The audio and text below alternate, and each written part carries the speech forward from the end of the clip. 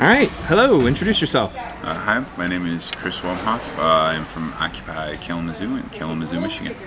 Excellent. Well, is this your first Inner Occupy event? No. No. I've been to, probably more than 10 as far as Inner Occupy events by now. Okay, excellent. Well, first of all, what made you decide to become an activist? What was that precipice moment that changed your life to make you want to make the world better? Precipice moment for me, I am a social worker, state work. I do have a degree. I was working for a company from 2008 to 2011. For social work, I was working up to 80 hours a week, and I did so happily. I enjoyed doing it for this company. I also had stomach surgery. I used to weigh 460 pounds. I got the stomach surgery, lost 260 pounds. However, when I did that, I didn't understand how to diet for myself properly. In November of 2010, I passed out at work. I woke up on the floor working over a third shift and told these employers that I was doing this as a state-funded place. Even with that work, and even though in October I was starting training to be promoted, they wrote it up as me sleeping on shift, even though I told them I woke up on the floor, and then wrote me up and then scheduled me for 70 more hours. I didn't actually get a chance to go to the hospital until they actually fired me, which was on the week of Christmas. That very thoroughly radicalized me. And then September happened. Occupy, of course, came about, and our first meeting in Kalamazoo was the first week of October, and I've been going 110 miles an hour for Occupy ever since. Well, that's awesome. What are things like in Occupy Kalamazoo? Well, Occupy Kalamazoo is a smaller Occupy. We probably have 10 to 20 people at our GAs. Of course, there's a flux with that from week to week. Kalamazoo is currently rated, and in 2009 was deemed the sixth meanest city in the U.S. to the homeless.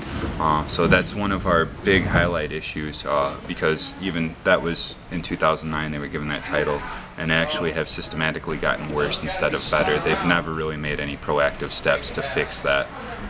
So that's a big focus of Kalamazoo. The other thing that we focus on greatly is that in the Kalamazoo River, we had the Enbridge oil spill. That was the largest inland oil spill in U.S. history. When we had that oil spill, Enbridge didn't take care of it properly. And there are many instances, many videos that will show you, in some cases, they literally just threw sod on top of the tar sand oil instead of cleaning it up. So we have that, and then we have gas fracking. So those three keep us pretty busy. Have you guys seen any of the consequences of fracking? We have not seen any of the consequences ourselves for fracking yet in the Kalamazoo area. I know there are active brines and sites up in Kalkaska and 5 other counties in northern Michigan. We are very proactive in trying to stop the mineral rights auctions as they try to get rid of all of our public land. Wow. Yeah, that's, fracking is freaking evil. That's why I remember bringing that up at that meeting, and it's one of those things that, because there's a lot of science to it, when you're trying to explain it to someone, they don't get it. I literally usually, I'm like, you got to spit it out like, do you want gasoline in your water? Because it's the only way they're going to get it. Sometimes, it's just like, no, this is an important problem. This is not a normal ecological problem. This is a real problem, and so now that, I know Kalamazoo sometimes makes it to the Occupy Together groups and the meetings of the tribes or whatever. Like when I was in Occupy Lansing for the one big Inter-Occupy thing, we had some people from Kalamazoo there, and that was pretty awesome. And to anybody viewing or listening to this now, you can check out some of my interviews from that on the website, or on there's also some of them that are on the YouTube channel that this video will be uploaded to. So now I want you to share with me a memory, one life-changing, or just a moment for you as an activist where you thought, wow, we did something great. I'm going to take a personal one, and I don't want this to reflect that I'm a great individual or something like that. It's just the first moment that pops in my head when you say that. And relevant to the gas fracking, on May 8th, we did have one of the mineral rights auctions. It was for 435,000 acres of land. We had disruptors trying in several different ways to kind of gut-wrench the auction.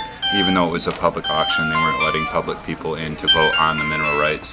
I actually myself, I was in the hallway. I was one of the people closest to the room witnessing the auction happening. We had spoke about some of the mineral rights and some of the lots that were up, and I was very tired, but I remembered that there was a lot 77 that was important, that it was a big valuable piece of lot, and that was one of the ones to watch out for.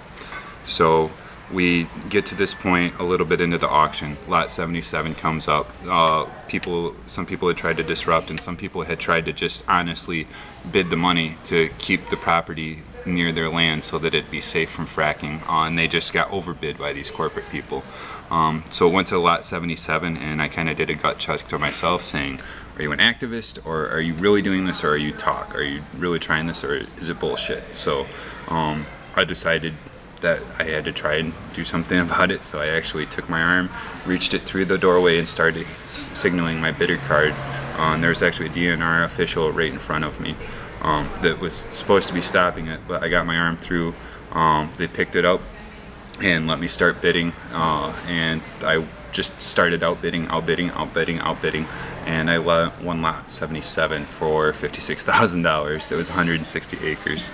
I completely and I did that as a civil disobedience because gas fracking is ridiculous. It's wrong. It's wrong that the DNR lied to us that morning about us being able to participate in a public auction.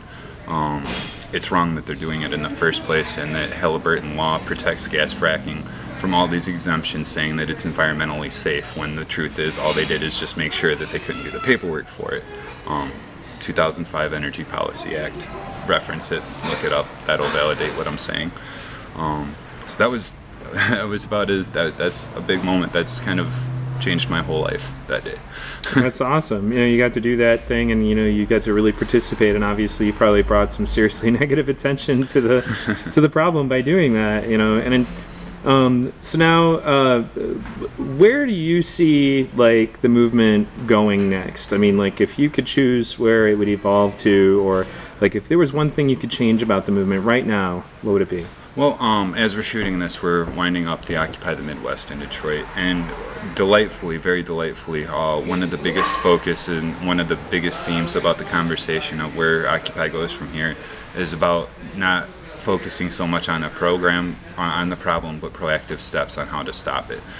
People are talking about urban gardening, connection, how to face racism, looking at steps not just to say, hey, there's a problem, but more importantly, this is the problem. This is how we fix it. We're focusing on providing answers as well as the problems. It's one thing to highlight the problem, but if you don't have an answer, there's really nowhere for the conversation to go. And I feel like Occupy is taking a large step in making sure that we have answers to these problems instead of just saying, hey, what are we gonna do? And it's been very inspiring. Well, that's awesome. Now, if you could say something to the 300,000 listeners of this radio show right now, what would it be? You make the choice to change the world. There is nobody that's going to change this world for it. It doesn't matter if you're left, right, Muslim, Jew, Christian, whether you're black, whether you're white. The emphasis is that if you want to see change in the world, it starts with you. It starts right here in your heart. You have to look in the mirror and you have to say, I want to be the change I see in the world, as Gandhi so eloquently put it. That's a life lesson, and that's a life motto. Thanks, man. Thanks for being on V Radio. All right.